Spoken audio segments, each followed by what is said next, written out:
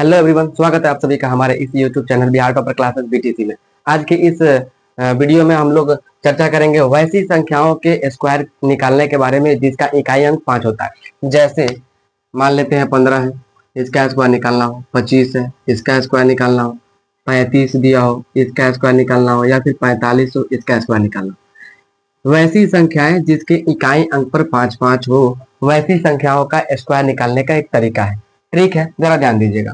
Square किसी भी संख्या का स्क्वायर का मतलब होता है, अगर मान लेते हैं ए का स्क्वायर है तो ए का स्क्वायर का क्या मतलब है, ए से ए में गुना, मतलब उसी संख्या में उसी संख्या से 2 बार गुना। उसी तरह से अगर यहाँ दिया हुआ है 15 का स्क्वायर, तो 15 का स्क्वायर का मतलब होता है 15 में 15 से गुना, 15 में 15 से गुना। ट्रिक क्या कहता है, इकाई अंक पे 5 है, इकाई अंक पे 5 है, 5 में 5 से गुना करो, तो 5 में 5 से गुना करेंगे तो 25 आएगा।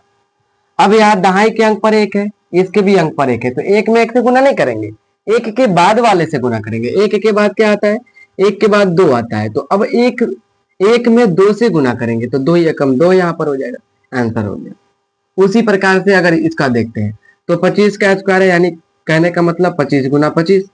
अब इकाई अंक पे 5 है, यहाँ भी 5 है, 5 में 5 से गुना हो जाएगा 25।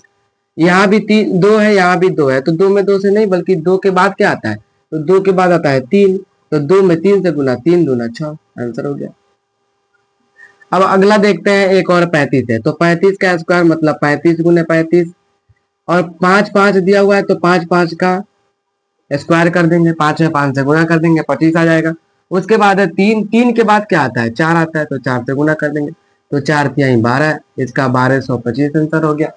45 का स्क्वायर आप लोग कमेंट में बताएंगे।